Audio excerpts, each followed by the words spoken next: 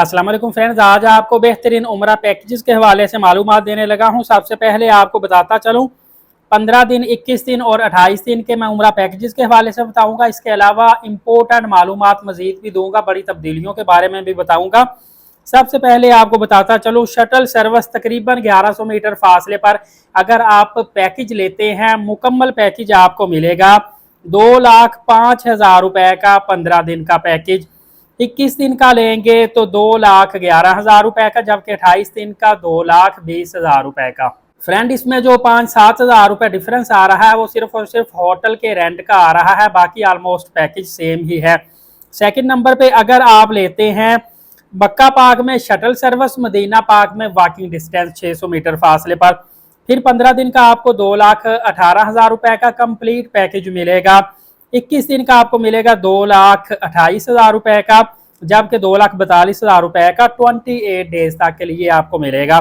Friend, अगर आप 600 metre फासले पर मक्का पाक और 500 मीटर फासले पर मदीना शरीफ में आते हैं तो फिर मुकम्मल पैकेज 2,25,000 रुपए का 15 दिन का मिलेगा, 2,35,000 रुपए का आपको 21 दिन का, जबकि 2,50,000 रुपए का 28 दिन का पैकेज मिलेगा। फ्रेंड्स, नेक्स्ट हम एक और मजीद बेहतर पैकेज की तरफ आते हैं।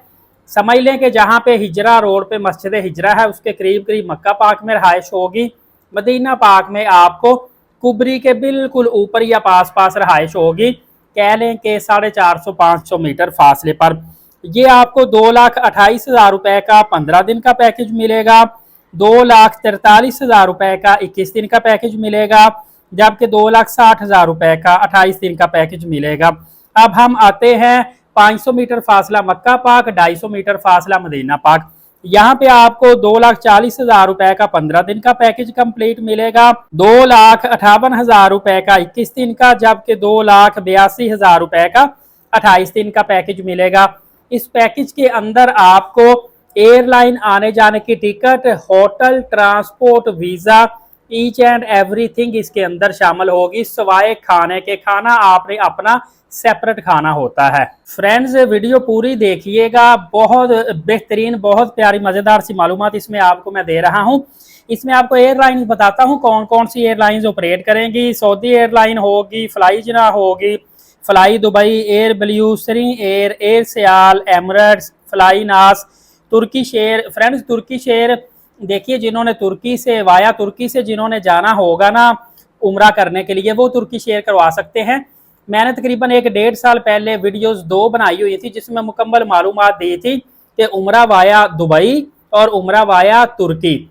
उम्रा वाया दुबई करते हैं तो एमरेट्स एयरलाइन, उम्रा वाया तुर्की करते हैं तो तुर्किश एयरलाइन। लेकिन तुर्किश एयरलाइन की एक तो टिकट 3 लाख के करीब पड़ेगी, दूसरा इसका वीज़ा कोई 55,000 रुपये पाकिस्तानी, मतलब कि $190 के करीब वीज़ा इसका है। लेकिन उसकी मैंने पूरी डिटेल बताई थी, लेकिन इसमें समझ लें कि आपका तकरीबन ना कोई 1.5 से पौने 2 लाख रुपए एक्स्ट्रा लग जाता है। बहरहाल, नेक्स्ट आपको बताता चलूं कि कुवैत एयरवेज, जजीरा एयरवेज, ओमान एयर, इतिहाद एयर, गल्फ एयर, ये सारी एयरलाइन जो हैं, इसके अलावा फ्लाई दील कराची से जाती है। काफ़ी ज़्यादा और भी एयरलाइन है, कुछ कनेक्टिंग फ़्लाइट लेकर जाती हैं, कुछ डायरेक्टली सऊदी अरबिया में जाती है, जो आपको फ़्लाइट अच्छी, क्योंकि कुछ फ़्लाइटें सस्ती हैं लेकिन एक्सपेंसिव, कुछ फ़्लाइटें सस्ती हैं, सर्विसेज अच्छी नहीं है उनकी, लेकिन कुछ फ़्लाइट एक्सपेंसिव है, सर्विसेज अच्छी है। जैसे हर बंदा सऊदी एयरलाइन पे जाना चाहता है, मैं खुद सऊदी एयरलाइन पे ट्रैवल ज़्यादा करता हूँ, क्योंकि एक तो उसमें ट्रैवल ज़्यादा फील नहीं होता, दूसरा जहाज़ बोइंग होते हैं काफ़ी बड़े, उसमें फैसिलिटी, प्रोटोकॉल्स वगैरह सारा कुछ अच्छा होता है। जबकि कुछ ऐसी एयरलाइंस है, मैं नाम नहीं लूँगा, वो एयरलाइन अक्सर उस पर ट्रैवल करते हैं वो शिवरिंग कर रही होती है, मतलब कि वो ऐसे ऐसे ब्लिंक कर रही होती हैं, कांप रही होती हैं एयरलाइन, तो बंदा वहाँ पे हर 15 मिनट बाद डर रहा होता है कि यार पता नहीं क्या हो गया। तो इस तरह के मामला और भी पेश आते हैं। इसके अलावा उम्रा पैकेजेस जो अवेलेबल हैं 2, 3, 4, 5 स्टार पैकेजेस अवेलेबल हैं। जो मैंने आपको ये पैकेजेस बताए हैं, ये पैकेजेस आपको लाहौर, इस्लामाबाद, रावलपिंडी, कराची के अलावा बाकी शहरों से यही सेम ऑलमोस्ट रेट होगा। कराची से जो रेट है वो तकरीबन 10, 12, 15 हज़ार रुपये लेस रेट होगा। सिर्फ मतलब कि फ़्लाइट जो होती है ना, फ़्लाइट का फेयर किराया कराची से कम होता है, तो 10, 12, 15 हज़ार रुपये रेट कम होगा। लेकिन एक चीज़ आपने जान लेनी है कि कराची से अगर कोई लाहौर का या इस्लामाबाद, रावलपिंडी, पेशावर वाली साइड का बंदा ट्रैवल करता है तो वहाँ पे वो फंस जाता है, हो सकता है उसको ट्रैवल ही ना करने दिया जाए। उसको कहा जाता है कि आप अपने सिटी से ट्रैवल करें, आप इतनी दूर आके यहाँ से ट्रैवल क्यों कर रहे हैं। या उनको कहा जाता है कि अपने करीबी थाने से एनओसी लेके आए कि आपके ऊपर किसी किस्म का कोई पर्चा, कोई क्राइम तो नहीं आप करके यहाँ से ट्रैवल कर रहे। फ्रेंड, इसके अलावा बार बार लोग एक ही क्वेश्चन पूछते हैं, हालांकि मैंने बता बता के थक गया हूँ कि 28 दिन पुराना पोलियो कार्ड चलेगा। अब लोग बार बार पूछते हैं कि हमारे पास 28 दिन से कम है पुराना, मतलब 15 दिन 20 दिन पुराना है तो वो नहीं चलेगा भाई, 28 दिन पुराना चलेगा। और ये 6 मंथ की इसकी वैलिडिटी होती है। कुछ ये भी पूछते हैं कि साल के बाद दोबारा पोलियो कंप्यूटराइज कार्ड बनता है, तो अभी तो हमारा साल पूरा नहीं हुआ तो हम दोबारा से कैसे बनवा लें। भाई बन जाता है, सारा कुछ ही हो जाता है, आप समझदार लोग हैं, कुछ ज़्यादा मुझे बताने की आपको ज़रूरत नहीं है।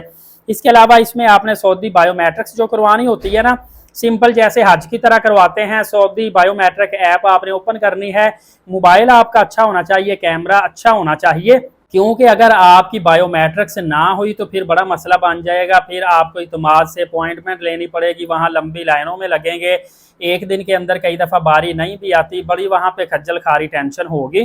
कोशिश करें कि किसी जानने वाले के पास ही मोबाइल है, कोई अच्छा मोबाइल है आईफोन टाइप, तो उसके कैमरे से आप सऊदी बायोमेट्रिक फिंगरप्रिंट अपना जो वो कंप्लीट कर लें। उसमें सिंपली आपने लॉगिन करके ईमेल वगैरह लगा के साइन अप करके करना होता है। वो तकरीबन हर थोड़ा सा जो पढ़ा लिखा बंदा कंप्यूटर जानता है उसको इन चीज़ों का पता है, ज़्यादा बताने की ज़रूरत नहीं है, क्योंकि इसमें सिंपल सा इन्होंने मेथड दिया हुआ है कि पासपोर्ट आपने स्कैन करना है, उसके बाद अपनी सेल्फी लेनी है, पीछे बैकग्राउंड बिल्कुल सिंपल सा होना चाहिए।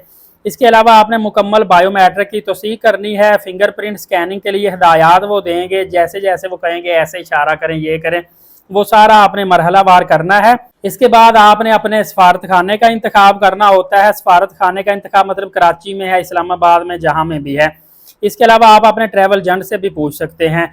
इसके बाद आपने मुकम्मल जो तस्दीक वगैरह हो जाएगी, जब तस्दीक मुकम्मल हो जाए तो उसके बाद आपने स्क्रीनशॉट उसका लाजमी लेके प्रूफ के तौर पे रख लेना है। दोस्तों, इसके अलावा कल मैंने या परसों एक वीडियो बनाई थी जिसके अंदर मैंने रजिस्टर्ड होटल्स के काफ़ी ज़्यादा नाम बताए थे, तो मुझे कुछ भाइयों ने कमेंट्स किए थे कि साकिब भाई आप ये होटल के नाम कहाँ से देख रहे हैं।